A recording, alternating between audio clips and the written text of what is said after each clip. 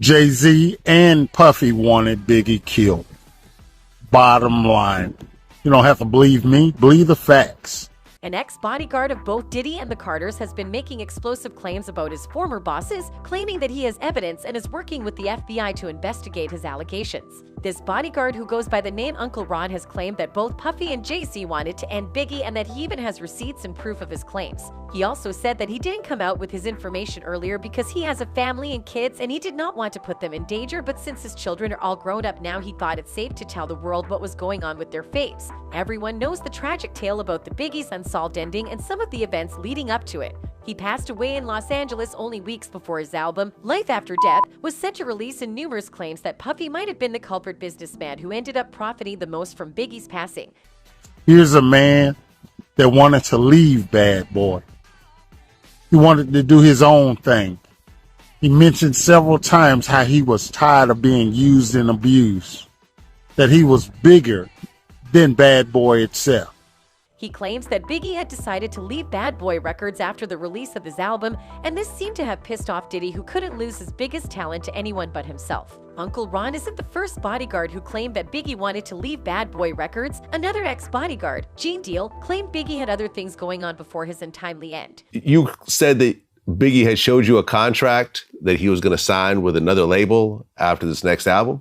Yeah, Big had a contract. Deal had said that Biggie planned to leave Bad Boy Records behind for a better deal elsewhere. He appeared on DJ Vlad's vlog and claimed that Biggie wanted to leave Bad Boy Records for a lucrative deal worth more than $60 million.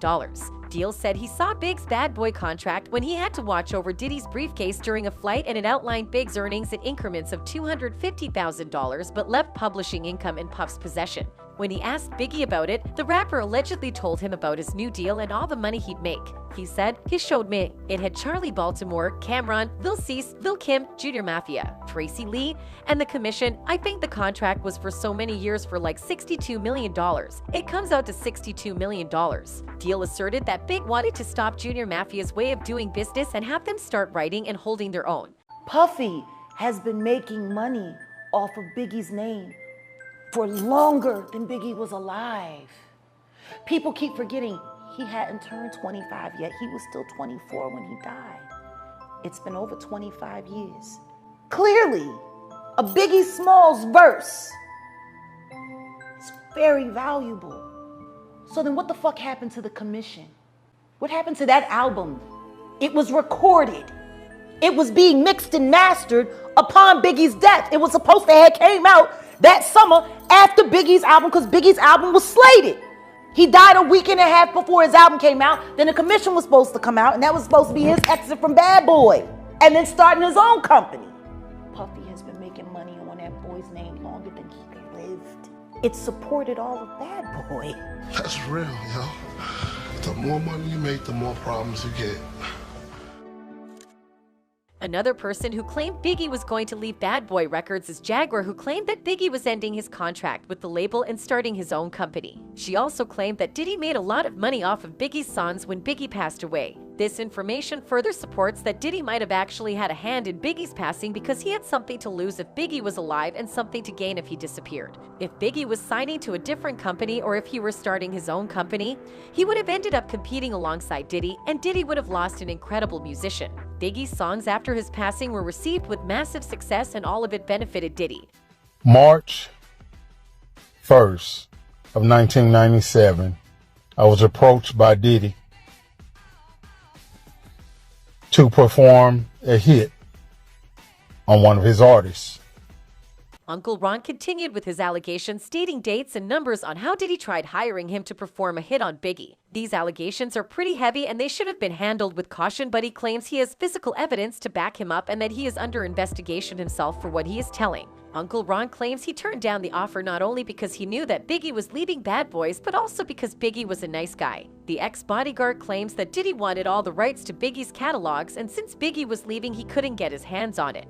Gene had also hinted on something along the lines of being offered money to end Biggie's life, meaning that Diddy had tried recruiting multiple bodyguards to dispose of Biggie, and he might have been able to hire one who cared for money more than they cared for Biggie's life. I'm not bashing him, directly bashing him. I'm just telling the truth. He knows like I know. Gene knows like I know. Boo knows, like I know. William knows. Bodyguards that were around him know. See, I had my own company, so I didn't need him. I didn't have to take his stuff. The bull crap that came along with being around Diddy. But see, when I start talking about Jay-Z and Beyonce, oh, some toes will curl for sure. But hey, the truth is the truth, whether you believe it or not. Yeah, I'm under investigation. So that's why I'm telling what I'm telling. Because now they have proof. I have physically showed them proof. Things that I have witnessed, things that was told to me.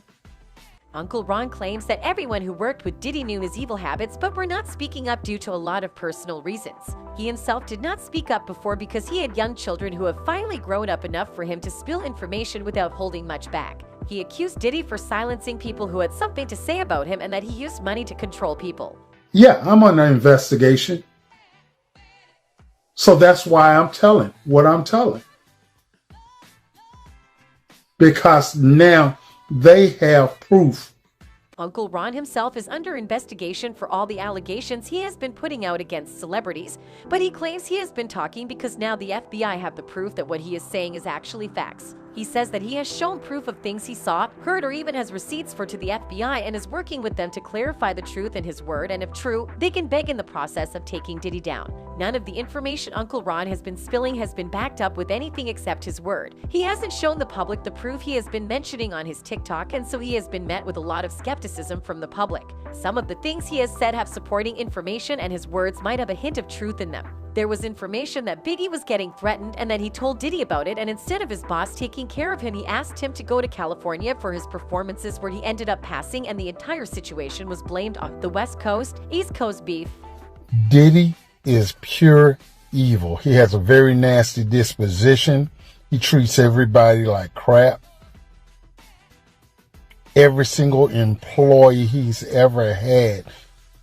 Seems like Diddy doesn't care much about people who work for him, and most have claimed he is a bad person who treats others like trash since he got money. He should have cared for Biggie if he wanted to, but didn't because he knew what was going to happen on that fateful day. People who were previously working with Diddy have been telling their story of what happened while they were working under him, and they all have something negative and nasty to say about him. Rapper and former Bad Boy artist Mace released a song titled Oracle 2, Standing on Bodies, and it included blatant shots aimed at Diddy. While rapping atop a mid-tempo track powered by horns, Mace proceeded to disparage Diddy's character, pointing to his alleged misdealings as a businessman and his perceived lack of support for artists formerly under the Bad Boy umbrella. He also accuses Diddy of using the death of Biggie as a marketing ploy and for not properly compensating the late rapper's mother, Valletta Wallace. You ain't no architect, you just Anna who knows how to market death. Go pay his mother what she really worth, N.A. While he never directly mentions Diddy by name, those familiar with both legends' history quickly attributed the rapper's bars on Oracle 2, Standing on Bodies, as directed towards his former boss Diddy. Diddy himself has admitted that he feels some sort of responsibility for the death of Biggie and said, "I think I'll always feel some sort of responsibility because I'm in this thing with him.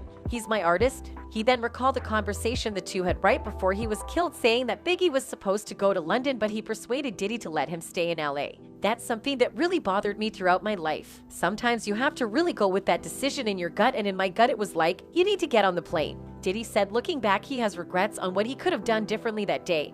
He said, "This is God's world. It's his plan, but honestly that's one of the things I regret is not making sure that he went to London." Uncle Ron videos have been removed from TikTok, but let's hope nothing negative has happened to him and the investigations he's involved with complete, so that we can get the complete picture on what is going on. A fan on Twitter said, "It's been 25 years since Notorious Big death. I turned 8 in June of 1997. I still think P. Diddy and so many others know who killed Biggie. You can't tell me any different." They were supported by another fan who said, "I agree. Just like many people knew who shot Tupac both times when he was in New York and Las Vegas. Diddy has a lot of dark energy around him, so he definitely knows something." Anyways, let's not forget that this video is based on theories and my opinions and should not be considered facts. That's it for this video, guys.